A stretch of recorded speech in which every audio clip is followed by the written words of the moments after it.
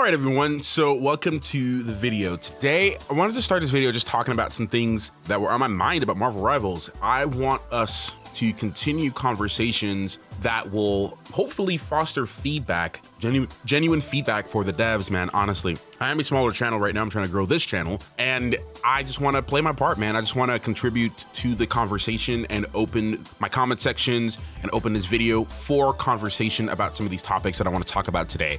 I'm not necessarily trying to offer any like real solutions or like anything like that. I'm just trying to open a conversation. So a lot of these things are just issues that I'm noticing in the community, issues I'm noticing with myself, and other things like that I want to bring up. Also, man, shout out to KBX Chris. I do not know this content creator personally or anything like that, but I have been, keeping track of some of the stuff he's been doing in the community, especially for Blade, and how passionate he is for that character. And man, it was I did check out, he did like a little Blade funeral that he spent a lot of work and time into doing, and some of it did came across funny, but for the majority of it, it was pretty sad, just to see a character that you really wanted to see in the game, a character that you were a fan of for such a long time, just become essentially useless.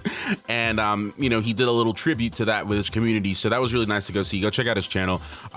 But I feel like I also want to add more to this Blade conversation, because I don't think we're loud enough as a community about this issue, man. Like, when Blade was first launched, the trailer, he looked amazing, he looked awesome, he looked really strong. I reacted to that trailer on this channel as well. And speaking of reactions, by the way, if you guys are new to this channel, my main channel, I do movie reactions and TV movie coverage. Over on my main channel, I actually did a reaction to the Blade movie for the first time. Yes, I know, I'm a little late to the party, but I reacted to Blade for the very first time on my main channel. So if you're interested in checking that out, I'll leave a link to that in the description box below. But anyways, yeah, I reacted to that trailer on this channel, and he looked really strong, man. He looked really strong. His kit looked strong. He looked like he had so much potential, so much just utility. He just looked great, man. And obviously these trailers are designed to make the characters look super strong. But this is a time I genuinely felt he was going to be strong. And then when he launched, there was just a lot of copium for months and months and months. A lot of Blade players. I'm not a Blade player. I'm not even a DPS main. I'm a tank main. But, obviously, he's a black hero. I want to play him. It's the same reason I played Black Panther, right?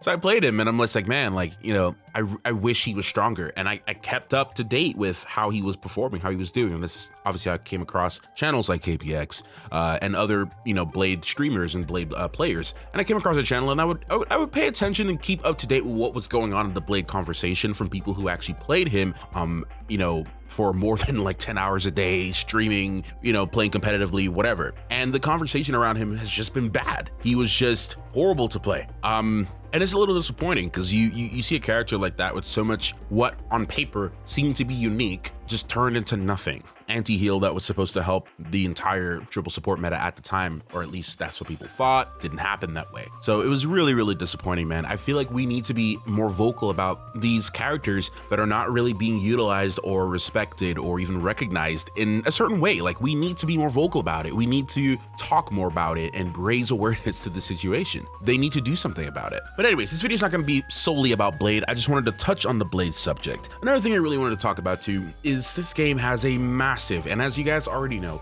a massive throwing problem. Now, please do not get me wrong. I understand getting tilted, man. I understand being in quick play and you're just not having a good time. You're not having fun. You leave the game. You're getting curb stomped every single game. You leave the game. Quick play, it is what it is. I've done it. Some people have done it before. I know some of you guys listening to this have also left during a quick play game, just because of one reason or the other. Maybe you've been playing for too long that day. You need to take a break, and you're just getting tilted. You reach that point of the game where you just got to take a break, right? But there's one point where I do not stand for this, and I do not agree with this at all whatsoever. I believe it is horrible to throw someone's competitive game, right? The situation can be horrible, and you could be on a losing streak. You could be getting steamrolled due to the matchmaking. It could be the most horrible, worst situation ever. You should not be throwing someone else's game just because it's not going your way, especially in competitive. That is unacceptable. That's not fair. That person, there's somebody in there you may not want to try, but there's somebody else in that game, somebody else in your lobby that wants to try. There's someone there that wants to work their hardest, someone that wants to push. as far and as fast as they can, and you're there just because you can't get to play Jeff or because you can't get to play the character you want, you throw the game. Now, as you guys are watching this video, I have Overwatch footage playing in the background because that's just the game I've been playing a lot lately, and I don't have a lot of footage of Rivals recently because I haven't really been playing the game. In Overwatch, my character gets banned all the time in ranked.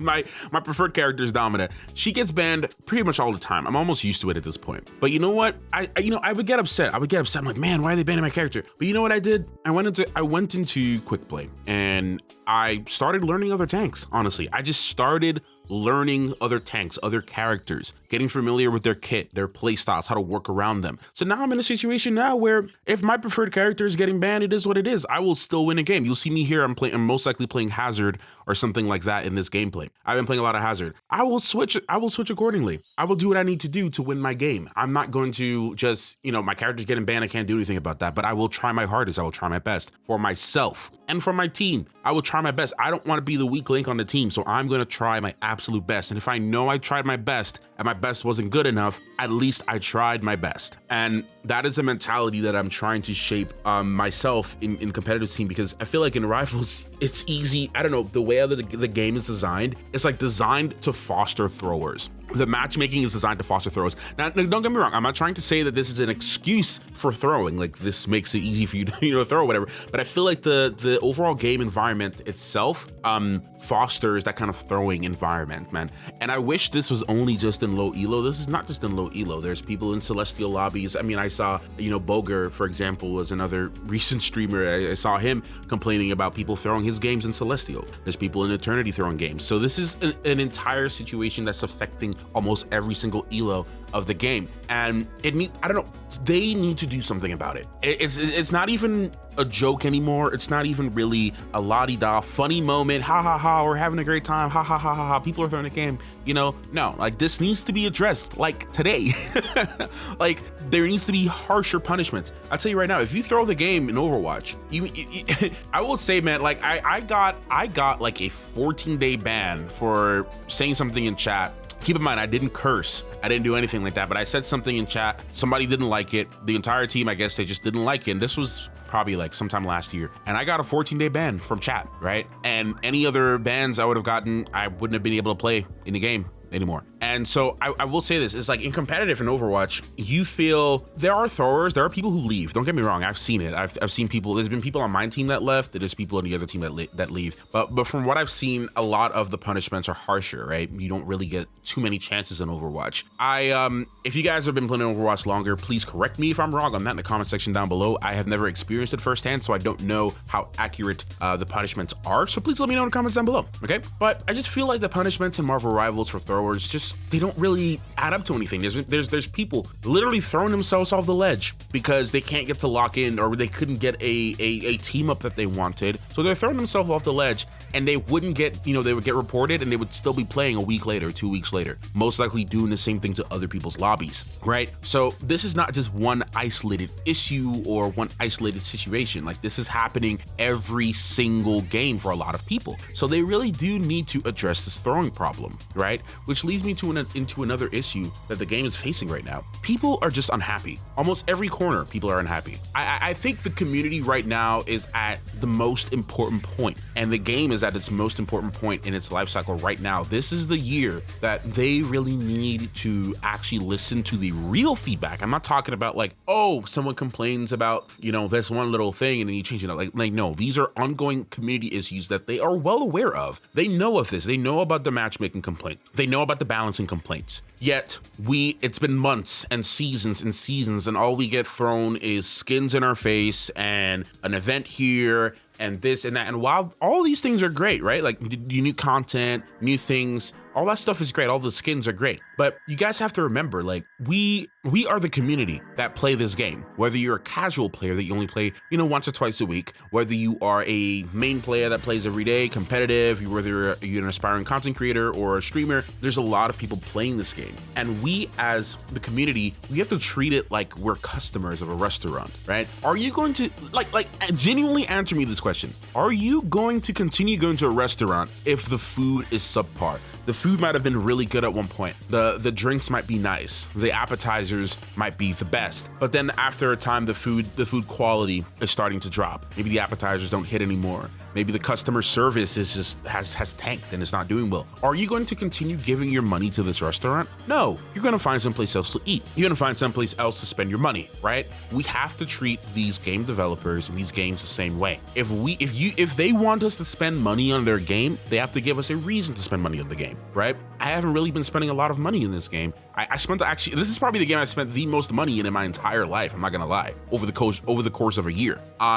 It's actually really crazy to think about. But I haven't actually been really spending a lot of money on this game recently because I haven't been happy with the game. I haven't been happy. Yes, you can throw a new Emma skin. Yes, you can throw this new skin here and there. There's a lot of skins I haven't bought them. I'm not spending the money I work for on a game that I'm not happy playing, when I could spend it somewhere else or spend it on an experience to do something else or buy something else. I'm not gonna spend the money on a game I'm not happy with. So people are not happy in the game, and we need to be, again, I've been saying this the entire video, we need to be more vocal about us not being happy, right? And the overall balance, the overall community aspect of this game is just in a horrible, abysmal state. This year is so important for Marvel Rivals and NetEase. The decisions that they make this year will either make or break the game. As you've seen in the last week, going on 2 weeks, a lot of players have been migrating to Overwatch, myself included, right? Games aren't perfect over there, but when you get a win, it feels earned. Like literally yesterday, I was playing a game where it felt like we were gonna get steamrolled, right?